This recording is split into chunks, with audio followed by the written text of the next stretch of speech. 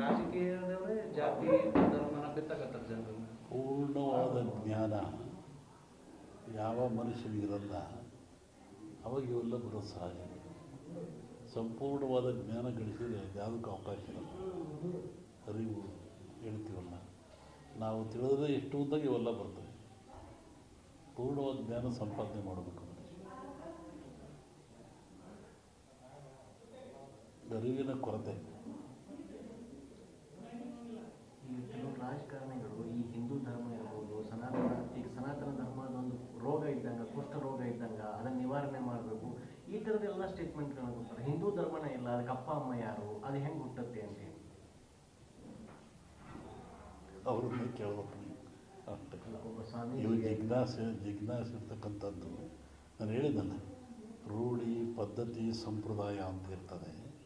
ಆ ಪ್ರಕಾರ ಆಯಾ ಧರ್ಮಗಳು ಆಯಾ ಜನಾಂಗ ಆ ದೇಶಗಳು ನಡೀತಾ ಇರ್ತವೆ. ಅದಕ್ಕೆ ಚ್ಯುತಿ ತರೋರು ಇದ್ದಾರೆ, ಚ್ಯುತಿ ತರದೇರು ಇದ್ದಾರೆ. ಈಗ ಟೆರರಿಸ್ಟ್ಗಳಿದ್ದಾರೆ, ಅವ್ರು ಅದೇ ಕೆಲಸ. ಅದು ಬೇಡ ಅಂತ ಹೇಳಿದ್ರು ಅದೇ ಕೆಲಸ ಅವರಿಗೆ. ಅವ್ರು ಬೇಡ ಅದು ಬಿಡೋದಿಲ್ಲ ಅಂದರೆ ಅವರೆಲ್ಲ ಧರ್ಮ ವಿರೋಧಿಗಳು ಅಂತಲ್ಲ. ಆಯಾ ಧರ್ಮದ ವ್ಯಾಮೋಹ ಜಾಸ್ತಿ ಆದಾಗ ಸಂಕುಚಿತ ಭಾವನೆಗೆ ಇವರು ವ್ಯಕ್ತಪಡಿಸ್ತಾರೆ. ಈಗ ಸನಾತನ ಧರ್ಮವನ್ನು ಸಾಂಕ್ರಾಮಿಕ ರೋಗಕ್ಕೆ ಕಂಪೇರ್ ಮಾಡ್ತಾರಲ್ಲ, ಇದು ಎಷ್ಟರ ಮಟ್ಟಿಗೆ ಸರ್? ಅದೇ ಅವ್ರನ್ನೇ ಕೇಳಬೇಕು.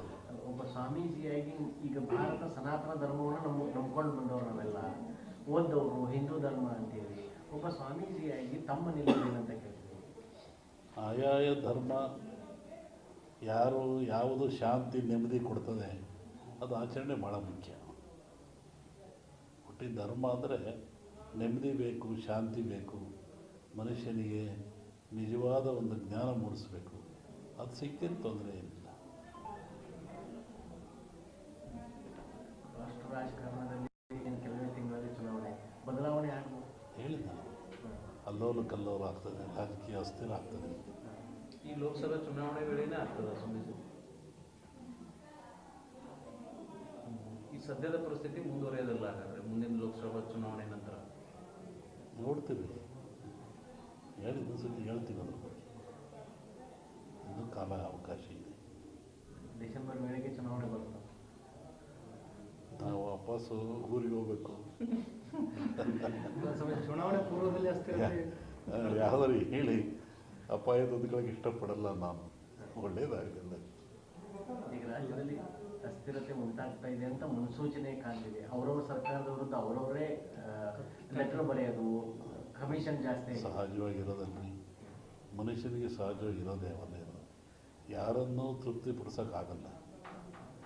ಅವಾಗ ಆಸನೆಗಳು ಮೂಡ್ತವೆ. ಅಪ್ಪನ ವಾಪಸ್ ನಾವು ಊರಿಗೆ ಹೋಗ್ಬೇಕಂದ್ರಲ್ಲ, ಯಾವ ಅರ್ಥದೊಳಗೆ? ನೀವೇನೋ ಹೇಳಿ, ನಾವೇನೋ ಹೇಳಿ. ಅಲ್ಲ, ಈ ಹಿಂದೆ ಆ ಥರದ ಥ್ರೆಟ್ಗಳು ಬಂದಿದ್ವು ಬರಲ್ಲ ಮಾಡ್ಕೊಳಲ್ಲ ಅಷ್ಟೇ. ನೀವೇ ಹೋಗೋತ್ತಿಗೆ ಅಂತ ಸ್ಟಾರ್ಟ್ ಆಗ್ತದೆ. ಏನಾದ್ರು ಹೇಳಿ ಅದಕ್ಕೆ ಅವಕಾಶನೇ ಕೊಟ್ಟಿರ್ಬಾರ್ದು ಅಷ್ಟೇ. ಆ ಥರ ಸಂದರ್ಭಗಳೇನಾದರೂ ಏನಿಲ್ಲ, ಆಗೋದು ಬೇಡ ಅಷ್ಟೇ. ನೀವು ಸ್ವಲ್ಪ ಆ ಥರ ಹೇಳಿಕೆ ಕೊಟ್ಟರು ಚಲೋ. ಇಲ್ಲ, ಆ ಥರ ಹೇಳಿಕೆ ನಿಮ್ಮ ಭವಿಷ್ಯವನ್ನು ಎಲ್ಲರೂ ನೋಡ್ತಿರ್ತಾರೆ, ಕಾಯ್ತಿರ್ತಾರೆ, ಏನು ಹೇಳ್ತಿರ್ತಾರೆ ಅಂತೇಳಿ. ನೀವು ಮುಂದೆ ಹೇಳಿದ ನಂತರ ನಮಗೆ ಸಮಸ್ಯೆ. ಸಿದ್ಧಾಂತವೇ ಅದು, ಕಂಪ್ಲೀಟ್ ಸಿದ್ಧಾಂತನೇ ಅದು. ಅವ್ರು ಹೇಳುತ್ತಲೇ ಇರ್ತಾರೆ, ನಾವು ಊಟ ಮಾಡುತ್ತಲೇ ಇರಬೇಕು ಅಷ್ಟೇ. ಅದಕ್ಕೆ ಸಂಬಂಧ ಇಲ್ಲ ಅಷ್ಟೇ. ಧರ್ಮದ ವ್ಯಾಖ್ಯಾನವೇ ಬೇರೆ ಇದೆ. ಅವ್ರಿಗೆ ಅವ್ರು ಹೇಳಿದ್ರು ಹಿಂದೂ ಧರ್ಮ ಯಾರು ಹುಟ್ಟಿಸಿದ್ರು ಅಂತ. ಸುಮ್ಮನೆ ಯಾಕೆ ಹೇಳ್ತಾರೆ? ನೋವಾಗಿ ಅಂತ ಹೇಳ್ತಾರೆ. ಅದಕ್ಕೆ ಪರಿಹಾರ ಎಲ್ಲರೂ ಹೇಳ್ಬೇಕು. ಏನು ನೋವಾಯಿತು, ಹೆಂಗಾಯಿತು, ಅವ್ರಿಗೆ ಯಾಕೆ ನೋವಾಯಿತು, ಧರ್ಮ ಹೆಂಗೆ ಹುಟ್ಟಿತು ಹಂಗಾರದು. ತತ್ವಜ್ಞಾನದಲ್ಲಿ ಫೇರಿಂಗ್ ಥಿಯರಿ ಅಂತ ಬರುತ್ತೆ. ಧರ್ಮ ಹುಟ್ಟಿದ್ದೇ ಭಯದಿಂದ ಅಂತ. ಫಿಯರಿಂಗ್ ಧರ್ಮ ಭಯದಲ್ಲಿ. ಮನುಷ್ಯ ಮೊದಲು ನೀರು ನೋಡಿದ, ಹೆದರಿದ, ಕುಡ್ದ, ಖುಷಿ ಆಯ್ತು ಅವನಿಗೆ. ಬೆಂಕಿ ನೋಡಿದ, ಸುಡ್ತು, ಹೆದರಿದ, ಅದು ಬೇಸಿಗೆ ತಿಂದ, ಖುಷಿ ಆಯ್ತು ಅವನಿಗೆ. ಗಾಳಿ ನೋಡಿದ, ಸುಟ್ಟು ಗಾಳಿ ಬಂತು, ಹೆದರಿದ, ಅದು ಉಪಯೋಗ ಗೊತ್ತಾಯಿತು, ಪೂಜೆ ಮಾಡಿದ. ಹಾಗೆ ಫಿಯರಿಂಗ್ ಥಿಯರಿ ಅಂತ ಯಾವುದು ಭಯ ಇದ್ದಾಗ ಅವರಿಗೆ ಗೊತ್ತಾಗೋದು ಪೂಜಿಸ್ತಾನೆ, ಇಲ್ಲ ಅದನ್ನು ವಿರೋಧ ಮಾಡ್ತಾನೆ. ಈ ತತ್ವಜ್ಞಾನ ಅವೆಲ್ಲ ಇರುವಂಥದ್ದೆಲ್ಲ ಅವ್ರಿಗೆ ನೋವಾಗಿದೆ ಹೇಳಿರ್ತಾರೆ. ಆ ನೋವಾದಾಗ ನಾವು ಪ್ರತಿಭಟಿಸ್ಬೇಕು. ಅದು ಹೇಳ್ಬೇಕಾದ್ರೆ ಆ ವ್ಯಕ್ತಿಲಿ ಏನು ನೋವು ಇರಬೇಕಲ್ಲ. ಹಾಂ, ತಿಳ್ಕೋಬೇಕು. ಅವ್ರಿಗೆ ನೋವಾದರೆ ಹಸ್ತವನಿಗೆ ಗೊತ್ತು, ಉಂಡವನಿಗೆ ಗೊತ್ತಾಗಲ್ಲ. ಅದನ್ನು ಅವರೇ ಹೇಳ್ಬೇಕು, ಏನು ನೋವಾಯಿತು ನಿಮಗೆ ಸಮಾಜಕ್ಕೆ ಹೇಳಿ. ಇಲ್ಲ ನಾವು ತಿಳ್ಕೋಬೇಕು, ಏನು ಹಿಂಗಾಗಿರ್ಬೋದಲ್ವೇ. 20 ದಿವಸ ಹಿಂದೆ ನಾನು ಧಾರವಾಡದಲ್ಲಿ ಹೇಳಿದ್ದೆ. ನಾನು ಈ ಥರ ಮಳೆ ಆಗುತ್ತೆ, ಭೂಮಿ ಕಂಪಿಸುತ್ತೆ, ಗುಡ್ಡಗಳು ಬೀಳ್ತವೆ, ಜನಗಳು ಸಾಯ್ತಾರೆ,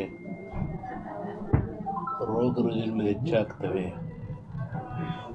ಇದು ಇಂಡಿಯಾಕ್ಕಲ್ಲ, ಜಾಗತಿಕ ಮಟ್ಟದಲ್ಲಿ ಕೆಲವು ರಾಜ್ಯಗಳು ಮುಳುಗ್ತವೆ ಅಂತ ಹೇಳಿದ್ದಾನೆ.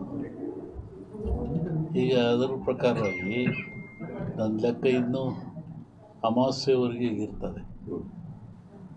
ಅಮಾವಾಸ್ಯೆ ನಂತರ ಮತ್ತು ಬೇರೆ ಭಾಗದಲ್ಲಿ ಹೋಗ್ತದೆ ಅದು. ಒಟ್ಟಿಗೆ ಇದು ಕ್ರೋಧಿನಾಮ ಸಂವತ್ಸರ. ಕ್ರೋಧನ ಸಿಟ್ಟು ಅಂತ ನಮ್ಮ ಹಿಂದೂಗಳ ಪ್ರಕಾರವಾಗಿ. ಇದರಾಗ ಒಳ್ಳೆಯದು ಕೆಟ್ಟದಿದೆ. ಒಳ್ಳೆಯದಕ್ಕಿಂತ ಕೆಟ್ಟದೇ ಜಾಸ್ತಿ ಪ್ರಾಕೃತಿಕವಾಗಿ. ಹಾಗಾಗಿ ಪ್ರಾಕೃತಿಕ ದೋಷ ಇದು ಮುಂದುವರಿಯುತ್ತೆ. ಇನ್ನು ನನ್ನ ಲೆಕ್ಕದಲ್ಲಿ ಅಮಾವಾಸ್ಯೆವರೆಗೂ ಒಂದು ಭಾಗದಲ್ಲಿ ಕಮ್ಮಿ ಆಗ್ತದೆ, ಅಮಾವಾಸ್ಯೆಗಳು ಮತ್ತೊಂದು ಭಾಗದಲ್ಲಿ ಜಾಸ್ತಿ ಆಗ್ತದೆ.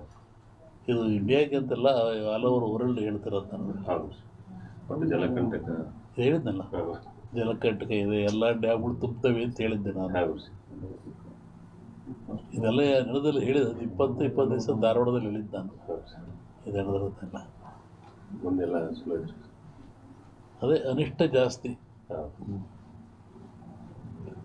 ಆಮೇಲೆ ಕರ್ನಾಟಕ ಪೊಲಿಟಿಕ್ಸು. ಒಬ್ಬ ಸನ್ಯಾಸಿ ತಪಸ್ಸಿ ಕೂತಿದ್ದಂತೆ.